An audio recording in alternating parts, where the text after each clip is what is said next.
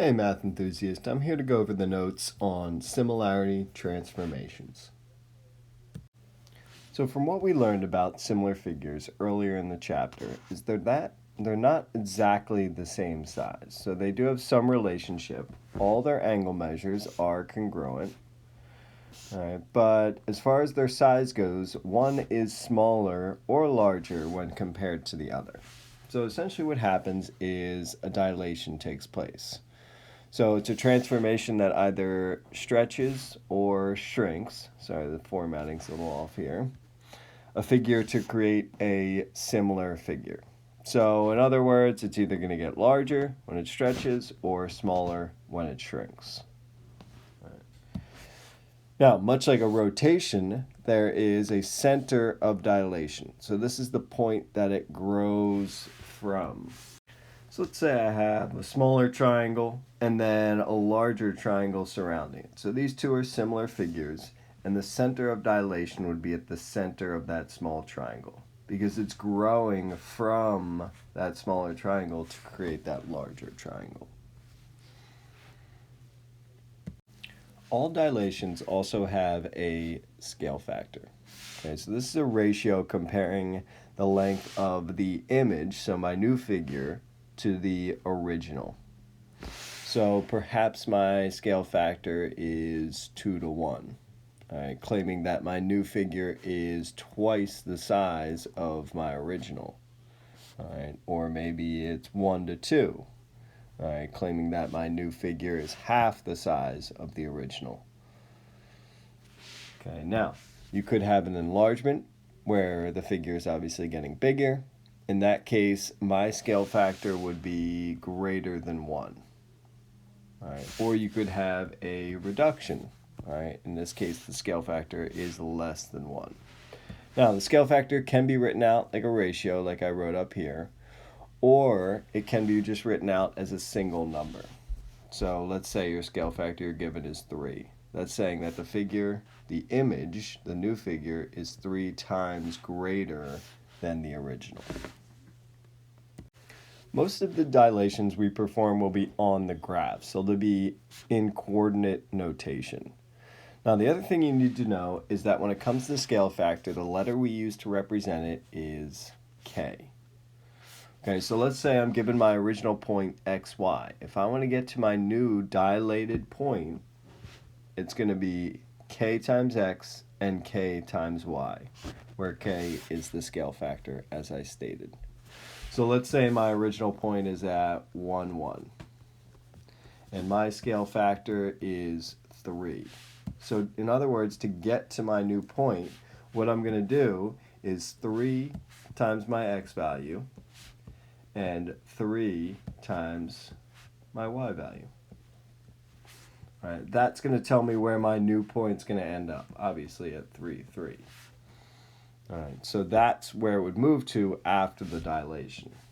Now, if it's a reduction, that means my scale factor is going to be in between 0 and 1. So let's say k equals a half. Obviously, my figure is getting smaller. Where if it's an enlargement, all right, that's where my figure is getting bigger. K is going to be greater than 1, like in this case where k is 3. So in that case, my figure would be getting 3 times larger.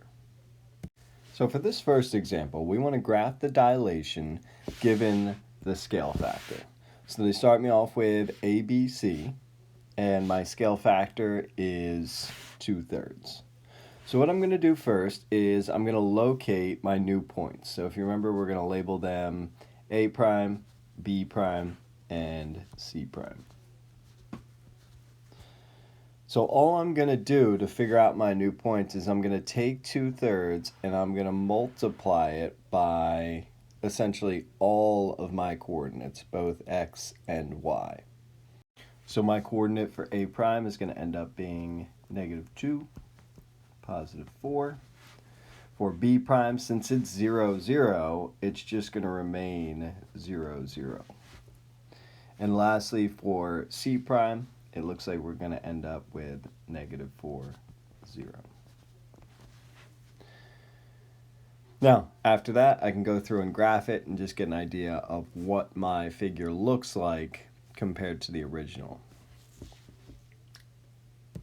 For the next example, I'm given figure A and figure B, and I'm trying to determine, is it a reduction or enlargement that's taking place, and what exactly is the scale factor?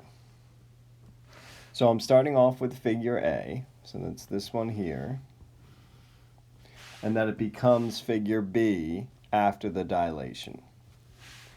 Now, in this case, I can obviously see figure B is smaller than figure A, so I know that it is a reduction. The other thing I need, though, is the scale factor. So I'm trying to figure out, well, how much smaller did it get? First thing I know is that my scale factor has to be in between 1 and 0.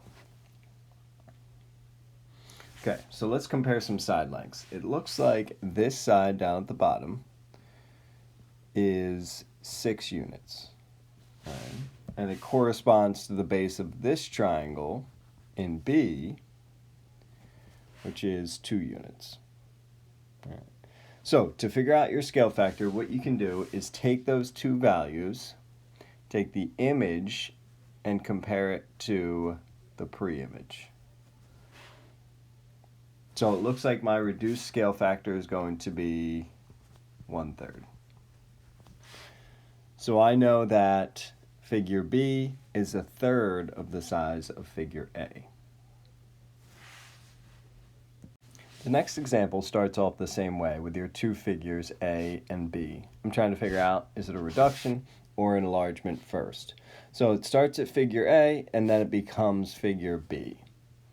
All right. It looks like in this case, just looking at the size, it's going to be an enlargement. If you're not sure, I can always compare some side lengths. All right, it looks like they're oriented the same way, and it looks like this side corresponds with this side. All right, so in that case, I can clearly see it's definitely getting bigger. It's going from 7 units to 14 units.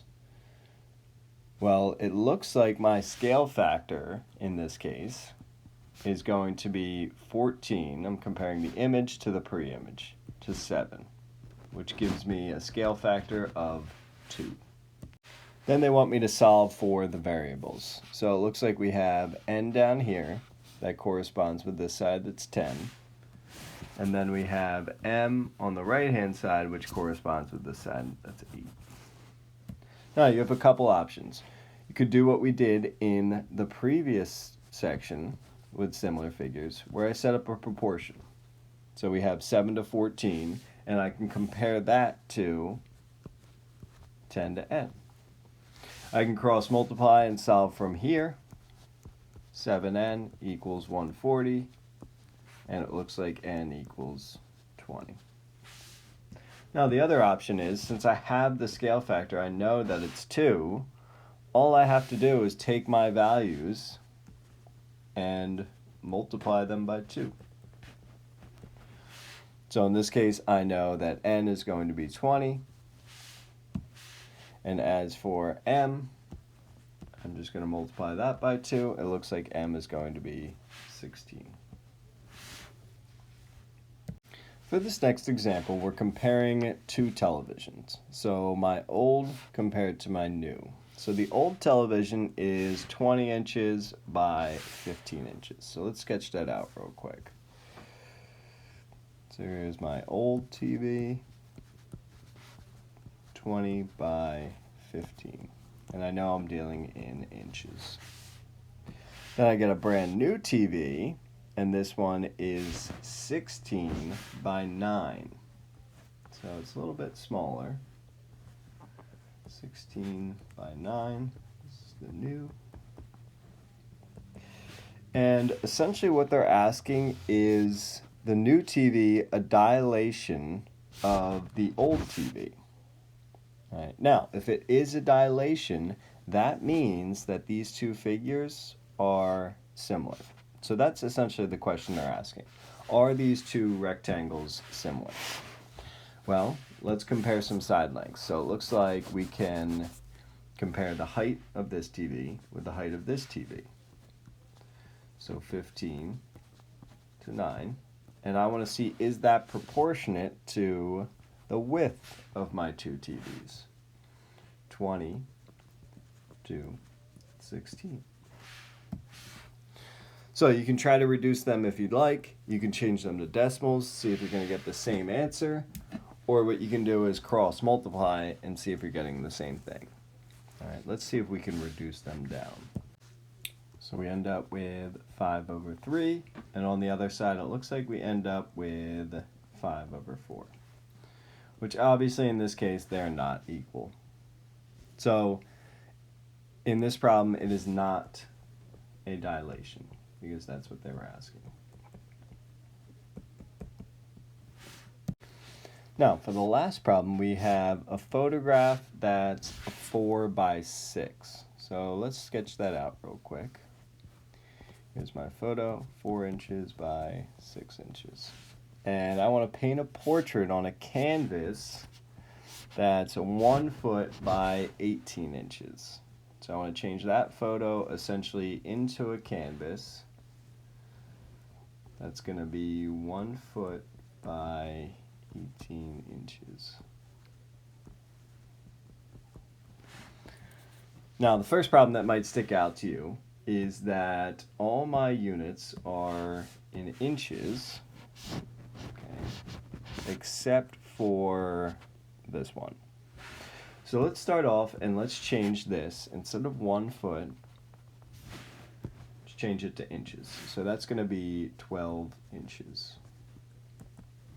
Okay, now everything's in the same unit. All right, what they want to know is, are the dimensions of the portrait a dilation? All right, so the same thing what they were asking for in the last problem. So essentially they want to know, are these two similar? So let's compare some side lengths. So the height of each of them, 6 to 18, compared to the width of each of them. All right. Well, in this case, when I go to reduce them, I'm going to get 1/3 for both.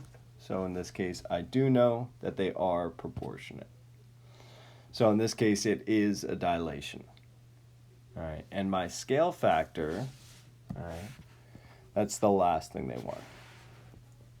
Now, be careful, because this is your image and this is your pre-image.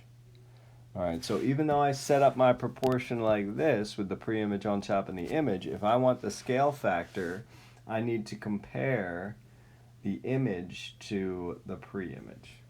All right, it's getting larger, so I know right away that my scale factor is going to be greater than, not greater than 0, greater than 1. So it looks like in this case my scale factor is going to be 3 after I reduce this down.